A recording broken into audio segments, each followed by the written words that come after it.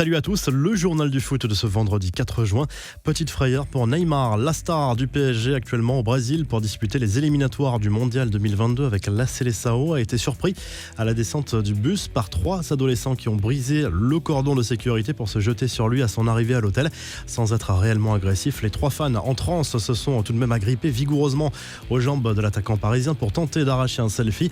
Neymar n'a pas du tout apprécié. Le Brésil qui doit affronter l'Équateur dans la nuit de vendredi à samedi. Concernant la Copa América censée se tenir au Brésil, c'est le flou total. La population brésilienne est largement opposée à la tenue de la compétition sur son sol en raison de l'épidémie de Covid.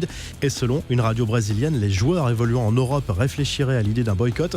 On reste en Amérique du Sud avec la suite des éliminatoires de la Coupe du Monde 2022. L'Argentine a été accrochée par le Chili la nuit dernière lors du premier match de la sélection depuis la mort de Diego Maradona. Lionel Messi et ses coéquipiers lui ont rendu hommage. Avant le coup d'envoi, le 11 argentin avait revêtu un maillot avec le visage du champion du monde 1986. Tous les joueurs portaient son célèbre numéro 10. Ils ont aussi inauguré une grande statue à la gloire de Maradona. Les autres résultats de la nuit dans la zone AM Sud, match nul 0-0 entre l'Uruguay et le Paraguay. La Colombie a gagné 3-0 au Pérou. Les infos et rumeurs du mercato. Le PSG s'intéresse-t-il vraiment à Cristiano Ronaldo? Selon certains médias italiens et espagnols, la réponse est oui.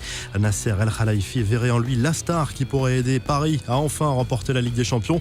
Une arrivée de Ronaldo se ferait en cas de départ de Kylian Mbappé. Selon AS, la Juve souhaiterait récupérer entre 25 et 30 millions d'euros d'après la Gazette dello Sport qui confirme également cette rumeur. Toujours au PSG, Leonardo n'en peut plus des rumeurs autour de l'avenir de Maurizio Pochettino. Le directeur sportif du Paris Saint-Germain est sorti de son silence. Les rumeurs autour de Pochettino sont fatigantes. Je parle avec lui tous les jours pour préparer la saison prochaine. Il a 2 ans de contrat et nous sommes très contents de son travail, a lâché le Brésilien à France Football. Enfin, l'OM se tourne vers l'Italie pour préparer l'avenir. Selon la Gazette dello Sport, le club olympien serait très intéressé par le jeune attaquant de Sassuolo, Giacomo Raspadori, retenu avec l'Italie pour disputer l'Euro. Mais la concurrence est énorme, la Juve et l'Inter sont sur le coup. Les infos en bref, statu quo pour les droits télé de la Ligue 1. L'offre du duo Canal+ beIN Sport ne satisfait pas la Ligue pour le moment. Cela concerne les droits pour la période 2021-2024. Cette situation très incertaine n'est clairement pas rassurante pour le football français. Des nouvelles des Bleus à l'approche de l'Euro. Tout va bien pour Lucas Hernandez, remplacé à la pause face aux Gallois à cause d'une gêne à un genou. Le joueur du Bayern souffre d'une simple contusion. Thomas Lemar a participé à un premier entraînement collectif depuis le début de la préparation. N'Golo Kanté, arrivé parmi les derniers, poursuit un programme spécifique pour se préparer physiquement. Le deuxième et dernier match des Bleus de préparation, ce sera contre la Bulgarie mardi au Stade de France. La finale de l'Euro Espoir opposera l'Allemagne au Portugal dimanche à Ljubljana en Slovénie. Les Allemands ont sorti les Pays-Bas grâce à un succès 2-1 et les Portugais ont dominé l'Espagne 1-0.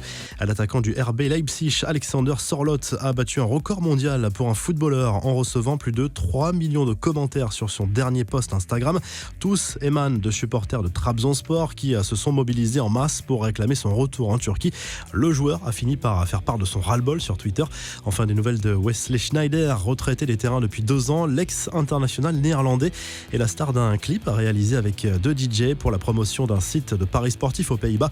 Sneijder y fait preuve de beaucoup d'autodérision puisqu'il se moque de sa prise de poids. La revue de presse direction l'Espagne, le Mundo Deportivo consacre sa une à Ronald Koeman avec ce titre désormais célèbre, Sequeda, il reste. Le technicien néerlandais que l'on annonçait sur le départ va finalement rester sur le banc Blaugrana la saison prochaine. Le journal AS se penche plutôt sur le match de préparation à l'Euro entre l'Espagne et le Portugal ce vendredi soir à Madrid. Cristiano Ronaldo face à la Roja.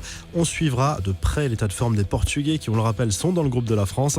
En Angleterre, le Daily Express Sport fait sa une sur le forfait pour l'Euro de Trent Alexander-Arnold. Le latéral anglais blessé à la cuisse mercredi contre l'Autriche a dû renoncer à disputer cette compétition.